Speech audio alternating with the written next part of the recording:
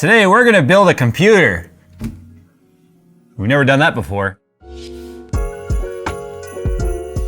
The Lian Li O11D Evo XL builds upon the legendary O11 Dynamic by now including a modular design. With support up to 3 420mm radiators, removable and adjustable motherboard tray, removable front pillar for an unobstructed view, and reversible frame for left or right orientation, the Lian Li O11D Evo XL is truly a one-size-fits-all PC case solution. To see the full list of modular features and specs, follow the sponsored link in the description below.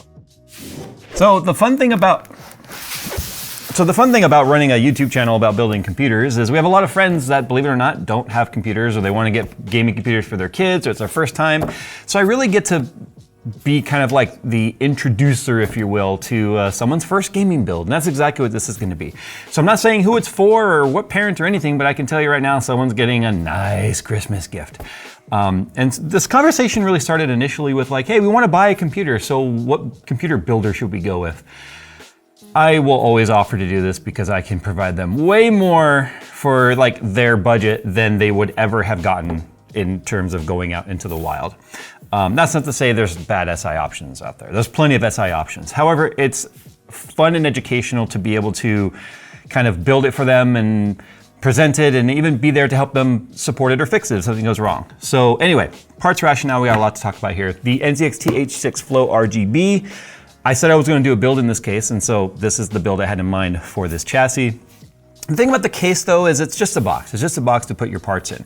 And very rarely is that box going to have a negative impact on your system unless you have very high-end, high-heat components that this box can't exchange the heat or air fast enough to keep the components cool. So keep that in mind when you're shopping for a case. This is about a $130 case. Not exactly what we would consider a budget case. But the whole premise of this build, the whole purpose of even doing this video is not just to be like, look, we're putting parts together and here's what the end product looks like. It's the rationale between choosing certain parts for cost to benefit analysis. Wow, that's big words, I sound super smart. It's the point that this particular build can grow. And we've talked about this a million times. There's a lot of options out there. Some are dead end, some are the beginning of a new generation, some are mid-generation. So I wanted this build to be able to expand and grow without anything within it being like a hardcore limitation keeping you from being able to move forward. So the CPU I chose is actually the 13600K. The 13600K is an amazing mid-range overclockable gaming CPU.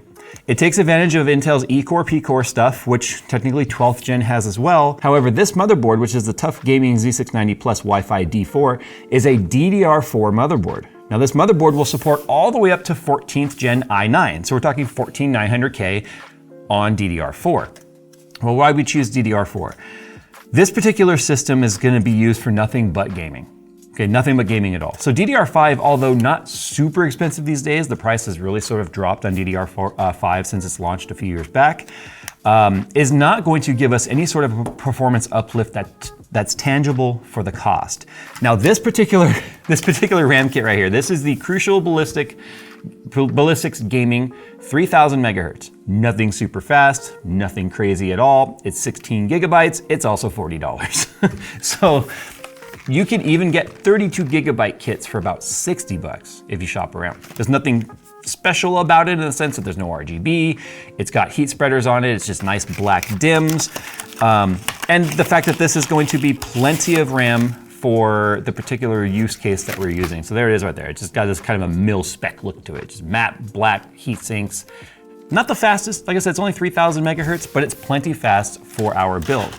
And the nice thing is if we wanted to upgrade to faster RAM, DDR4 is available all the way up to 5000 plus megahertz, which is, at the time when I had those DIMMs, were $900 a DIMM. Not the case anymore. You could get, 3800, 4000, 4200 now for like 60, 70 bucks. So a nice mid-range in terms of middle of the road, not too expensive, but not holding the system back type of build.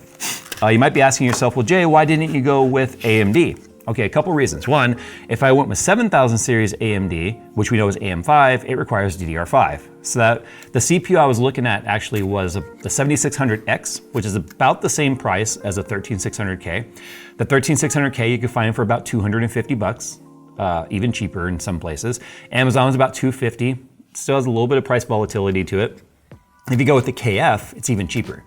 7600X does not have an iGPU. So I like using a CPU that has an iGPU where possible because of the fact that it's a good troubleshooting tool if you're having problems with your graphics, or if you need to do testing with no GPU in, or for whatever reason, it's just nice to have an iGPU. Not to mention, a lot of programs are starting to utilize iGPUs for background tasks or asynchronous compute, where it's rare, but it's still an option that's there. 13600K, like I said, it's middle road on the E-core, P-core stuff, so 12th gen's where it got introduced. 13th gen's IPC was significantly better than 12th gen, but it doesn't carry the cost premium of 14th gen, which we all know is just rebranded 13th gen. So 13600K it was. Oh, the downside too, like I already said, AM5 requires DDR5. This being a kid's first gaming build, I didn't want to deal with the constant memory retraining that AMD is known to do. I didn't want them to think something's wrong with their system as they turn it on and it's code 15 and it's sitting there for 2 minutes when it's trying to decide and retrain memory. So I just wanted something that was going to be stable and solid and post every single time.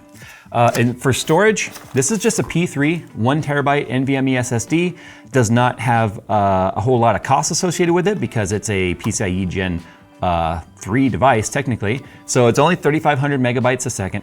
I like how I say only 3,500 megabytes a second. But again, a gaming rig, so we don't need anything super crazy. 1 terabyte's plenty for now. I had thought about going with a SATA SSD. For a while there, SATA SSDs were very inexpensive. Believe it or not, SATA SSDs prices are climbing because as they become the dinosaur and the relic, that's not that common, finding them for people that need them for RAID arrays and stuff drives the prices up. So it's actually cheaper to go with like a Gen 3 NVMe than it is to go with a 1 terabyte SATA. So anyway, just putting that out there. Not to mention it's nice not to have SATA cables and SATA power cables having to run to the drive. It's just on the motherboard and ready to go. Main components, graphics. This is gonna always be the most expensive portion of a gaming build when it comes to a single component.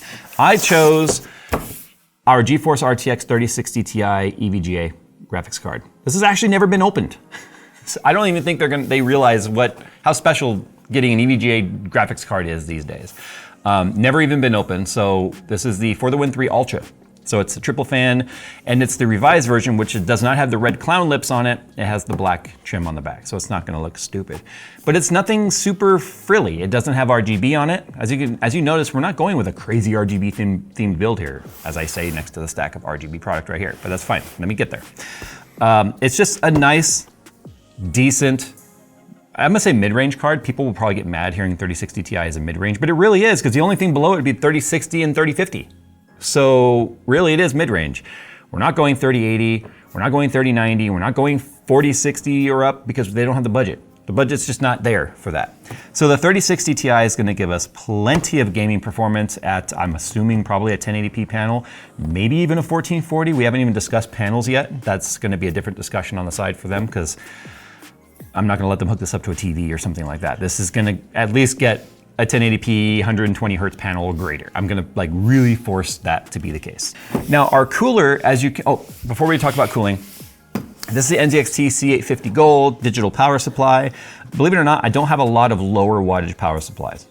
What do you mean 850 watts low? It is low by today's standards in terms of 1,000 watts, 1,200 watts and up being necessary for 4090s and i9s and all that sort of stuff. But it's bigger than what we need. And the reason why I scaled this up larger than what we need, because we really could use like a 650 watt for this build, is again, the expandability aspect of it. I've talked about this in previous power supply videos. Often people will get a power supply that's just barely enough for what they've currently got in their system. And then when they go to upgrade later, they find out their limiting factor is the power supply. So we don't want that to be the case. 850 watts would be good enough all the way up to like a 4080 if they ever went that route.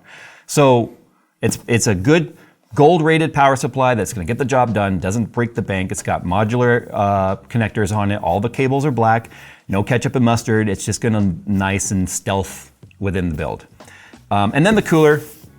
This is the Darkrock Pro 5. It's a new cooler from Be Quiet. Nothing super crazy in terms of needs for cooling this particular CPU.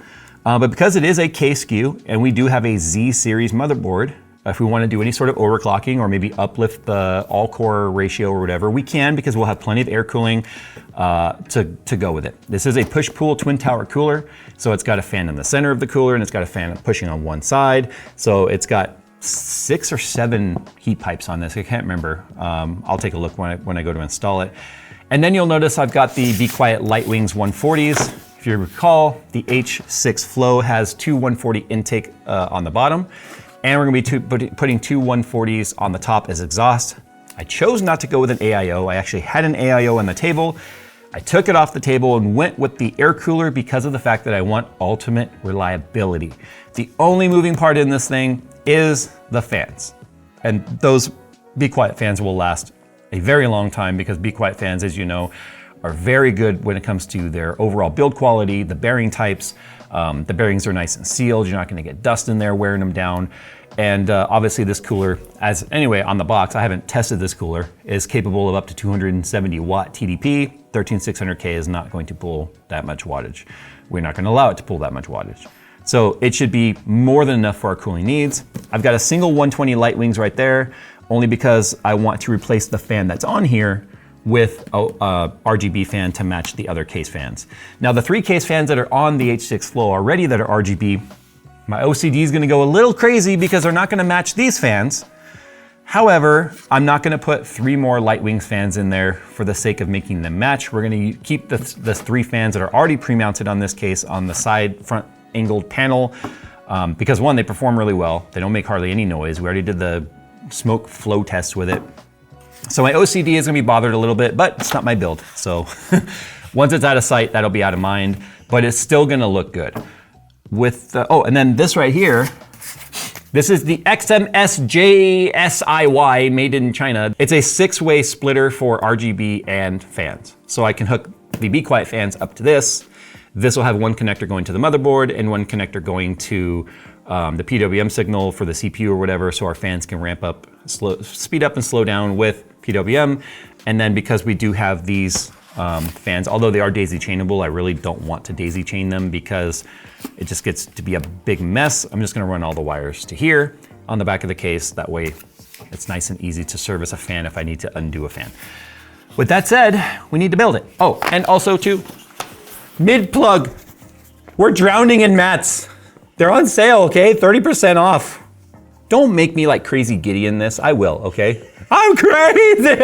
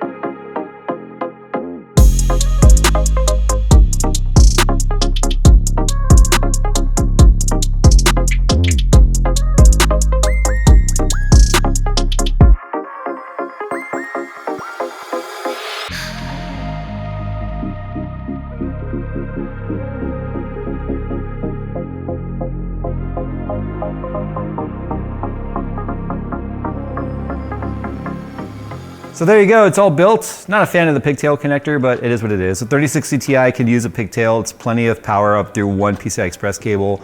2 140s intaking on the bottom, 2 140s exhausting on the top. We've got our 120 fan pushing through to our middle fan. I'm a little sad I couldn't use the RGB fan on the cooler, but it's a proprietary connector designed for a splitter. Instead of using a regular PWM 4-pin splitter, I don't know why they went with the tiny cable, but whatever. So I couldn't go RGB right here. That's okay. The graphics card does have RGB on the face right here, I think. Maybe it doesn't. I cannot remember. It's been too long since I've taken a look at this series of graphics card. But anyway, I procrastinated enough. Let's go ahead and see if we actually get power on. There we go. Let's see. We got motherboard lights. That's a good sign. Let's see if we get a post. You know, the lighting on this is pretty tasteful though. It's not like, I mean, it's not like crazy, you know? The RGB in the back doesn't look terrible versus these Be Quiet fans. Okay, so it's getting stuck on RAM. I'm going to do a clear CMOS first. If that doesn't work, I might try a different set of RAM. It could be a QVL issue. I did not QVL check this RAM with this motherboard. All right, so the bottom line is it will not post. And this is my fault. I should have bench tested these I've used this board in the past, apparently. I don't recall it being bad. We would have marked it as bad. I've never used this CPU though. This CPU is brand new out of the package. It is direct from Intel, and normally they would make sure these work, but I have had a 10400F in the past not work. Remember my daughter's build? So anyway, what I'm gonna do next is pause for lunch, because this body doesn't just happen. Then I'm gonna take the CPU cooler out and try a different CPU first. That'll be the easiest change to happen before pulling the motherboard. It's not the RAM. I tried 2 different kits of RAM. Worst case scenario, if I had to switch the motherboard, I do have a Z790 MSI Meg that I can put in here, which is identical to the one I put in my friend's build. It's a silver board though, so it would really stand out, which wouldn't be bad, but it's a silver motherboard, so it would really be visible. And then it wouldn't be ASUS if it turns out to be a bad motherboard. So we'll see. Again, using what we had on hand, and I don't recall it being bad. So I'm hoping it's the CPU, honestly. That's less work to replace the CPU, but I don't have another 13600K. Okay, so I have the 12900K in here, and as you can see, it posted just fine with the same RAM and stuff. So I'm not inclined to say it's a bad CPU yet, although it's Intel, anything's possible. It could have just been possibly a bad mount. Remember, it's got the single lever arm that sometimes maybe doesn't let it sit down there just right. So my backup plan is to use the 12900K in this build, which is much higher spec that I really wanted to go with this build, but at least now I know the motherboard is fine, so I don't have to worry about pulling that out. And you notice I didn't have the fans on the tower. I just needed something to allow it to post and not overheat. So I'm gonna throw this 13600 back in there and see if it posts. If so, then we'll know it could have just been potentially a bad mount. All right, the 13600 back in, and that's just straight up a bad CPU. If you've watched Steve's recent video about the Intel marketing, looks like we didn't get the latest working one. All right, there we go. So our 12600K is booted and working. I should have just tested with that one instead of the 12900. So we rolled back one generation. It's still gonna be perfectly fine with the purposes this build is for, and still like leagues beyond where the shopping range they were looking at is. Disappointed that the 13600K appears to be bad. I'm not calling it bad 100% yet. I need to test it in another system just to be sure. But the fact that out of 3 CPUs, the only one that we can't get to post is the 13600K tells me it's more than likely a bad memory controller or something on there because it keeps getting stuck on RAM. Anyway, there we go. So I think I'm gonna do another video with this system moving forward here. And it's gonna be how to get, like, once your system is built and how to kind of stability test it. I think I've done this video in the past, but with new CPUs and stuff, there's more things to talk about than our previous videos when we do the whole like what to do after you build your system. So I'm not talking about how to get like Windows installed and all that. I'm talking about specifically how to make sure your components are all running exactly as expected.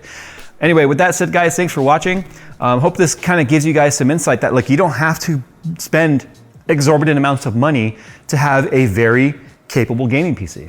I mean, this 3060 Ti with a 12600K, a terabyte of NVMe SSD, 16 gigabytes of DDR4. I don't even know what the speed, 3000 megahertz on the RAM. It's currently running 2133. I have to go into the XMP. It's gonna be able to run pretty much any game at high settings, 1080p for sure. And then 1440p, medium settings to high settings depending on the title because it is still a 60 series GPU. But with that said, how would you spend, let's say $1,500 on a gaming PC? You could build this system right here for about 1,500 bucks, maybe 1,600 depending on some of the parts. You could also save a few $100 too, depending on some, like these fans. You definitely don't need Be Quiet Lightwings fans in here. That's some money that's not going towards overall performance, but it's going towards aesthetics, and I wanted them to have something cool to look at. So anyway, sound off below how you would spend 1,500 bucks on a build, and maybe we'll build it. All right, guys, thanks for watching. We'll see you in the next one.